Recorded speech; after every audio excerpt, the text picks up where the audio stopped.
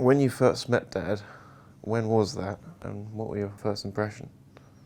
Well, at first I don't remember when it was, because I met him so many times. It was sort of a normal way of life. In 72, 73-ish, I'd imagine. Ah, yes, it was. He was a special person. It's simple as that.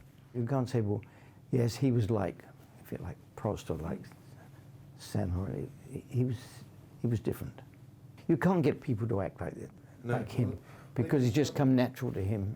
He wasn't acting. He just did what he did, and it happened to be the right things. What do you think you would think of F1 today?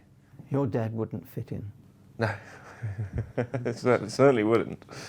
No, definitely not. I don't know if you remember the documentary When Playboys Ruled the World about Dad and Barry, and how that chap from, I can't remember what, he was the editor of some newspaper, and he was saying how such a shame it is, and there's me thinking, well, it's people like you, it's your fault that they're like this, because the media can't be trusted to be respectful any longer. And as a result, the drivers of all athletes have got to keep quiet, and then you lose personality.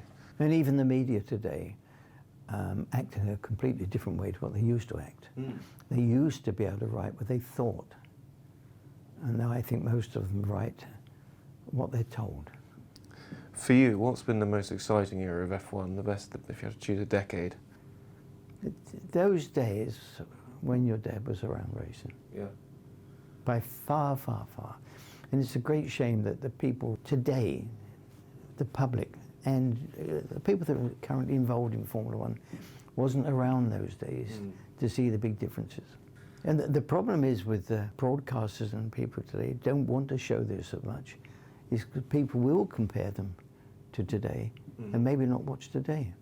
Well, personality aside, if he was gagged and handcuffed, how do you think he'd do in a racing car in today's Grand Prix driving if he was in his peak? It just wouldn't fit in, full stop. He wouldn't react in a nice way to all the silly regulations and silly instructions and things. With these drivers, if they do something which perhaps the team owners or a sponsor doesn't suit them, you know, they get a slap. Don't do that anymore. Now, nobody would do that to your dad. Because nobody did those things anyway. And it would, particularly with him, it wouldn't have made any difference. He would have done the same thing the next day. All these silly things they do today, penalties for this and penalties. That's stupid. When I said a little while ago, when I was involved, technical regulations and more important, the sporting regulations, they should have written across the top, don't race. You know? Yeah. Because that's what it all amounts to. All the regulations that are there are to stop people racing.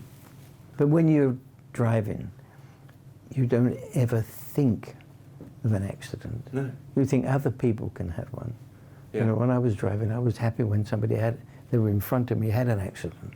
One more out of the way. Exactly. The world has changed. What about the future of F1? Where do you think it might go in the next 5, 10, 15 years?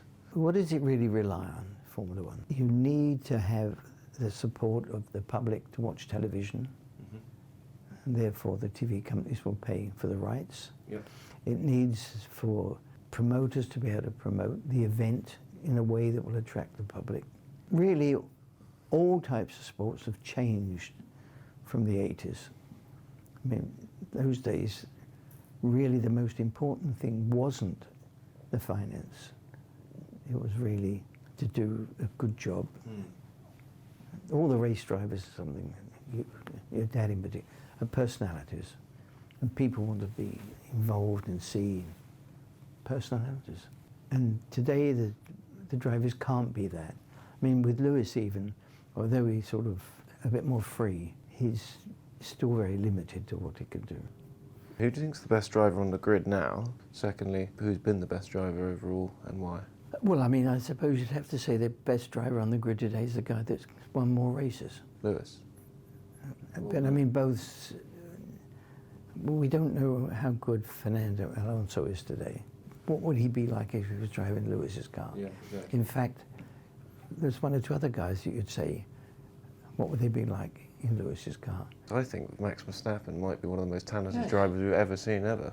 100% he would be a world champion. He's not as flamboyant, as colourful as your dad was, but at least he's a bit more open than the others. And he's got an opinion. This is the trouble with these things, you see.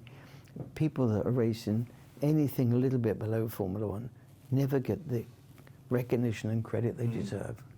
Indeed, yeah. So I've always thought that the 22 on the Grand Prix grid aren't the best 22 in the world. Absolutely.